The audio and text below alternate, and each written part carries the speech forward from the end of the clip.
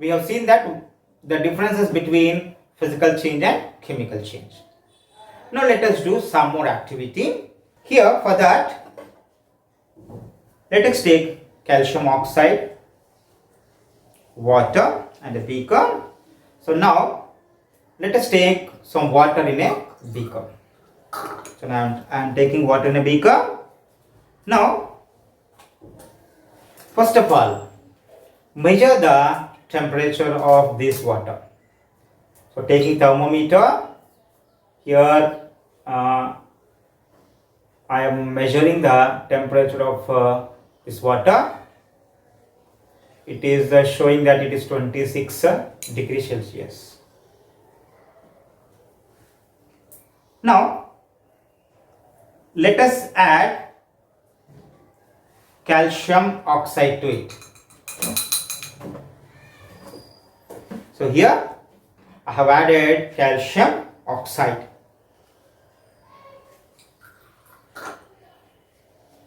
So here I have added calcium oxide.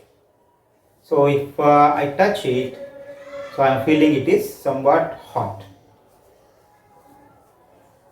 So let us measure. Let us measure the temperature of this mixture.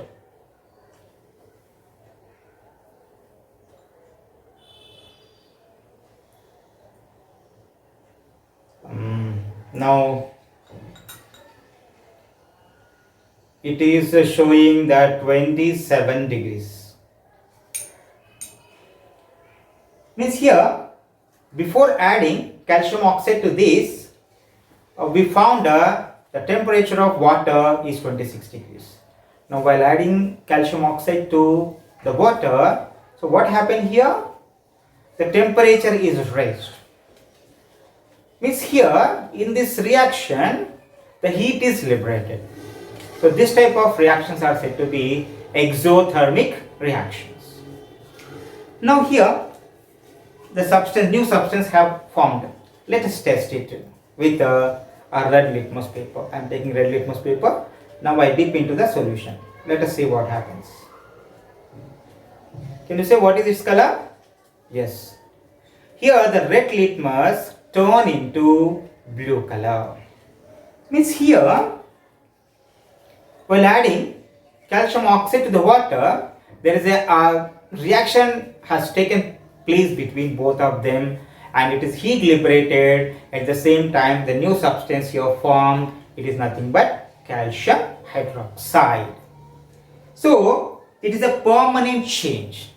So can we say it is a chemical change? Yes, it is a chemical change. Let us do one more activity here. In this I am taking zinc granules and hydrochloric acid. First, let us take zinc granules into the test tube. I am taking zinc into the test tube. Now, let us add some hydrochloric acid slowly to the zinc granules. Now let us see what happened. So here some gas is producing. Now I will keep this. What happened? It is put off by making pop sound. So here, so it put off by making pop sound.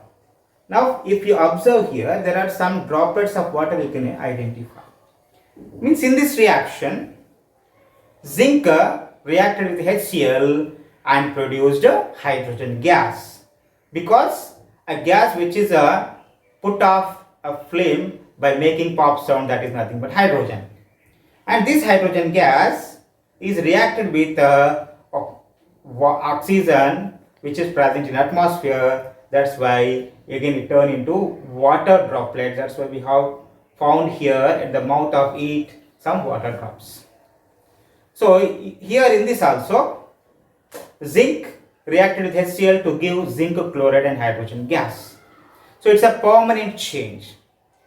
So that's why this is also be called as chemical change. Now let us do one more activity. In this, I am taking, see, what is this? Sodium sulfate. And one more chemical, it is barium chloride. First of all, let us prepare sodium sulfate and barium chloride solutions. For that, I am taking some barium chloride.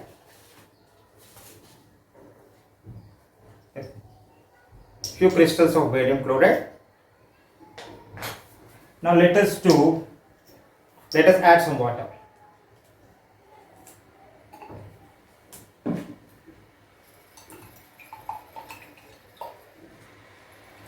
Now see its color. Is there any color is visible to you? No. So it is colorless solution. It is barium chloride. Now I will keep here aside. Now let us prepare sodium sulfate solution. First of all, take some water. Now I am adding sodium sulfate.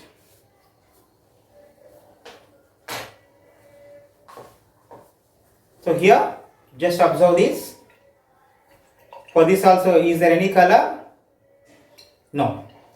This is sodium sulfate solution, and previously which I have prepared, this is barium chloride solution. Here both of them were colorless solutions, right? This is sodium sulfate and this is barium chloride. Now let us add both of them into any beaker. Now I am taking a beaker.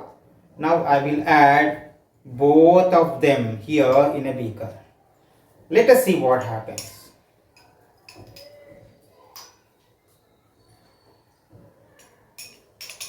So just observe here what happened.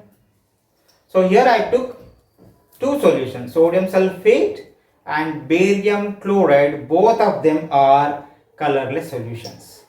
Now observe this solution. What happened? Here we got a white color precipitation, right? Here the white color precipitate formed, and above level it is some other solution. Means here sodium sulfate reacted with barium chloride and it produces barium sulfate, that is nothing but this white color precipitate. Its name is barium sulfate, and the above level, the water level which is there, that is not a water, it is sodium chloride. Means here barium sulfate and sodium chloride form due to the reaction between sodium sulfate and barium chloride. So here we got a new substance here. That means it is also be called as chemical change. From the above activities, we can conclude that during a chemical change, the original substances lost their characteristic properties. Hence, these may be products with different physical states and colors. Chemical changes may be either exothermic or endothermic.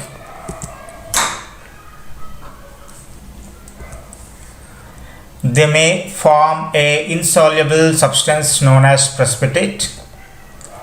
Gas may be evolved. I hope you have understood the difference between physical change and chemical change. Observe different physical and chemical changes in your day-to-day life. In the next session, we are going to discuss about chemical equations, writing a chemical equation. Thank you. Have a nice day.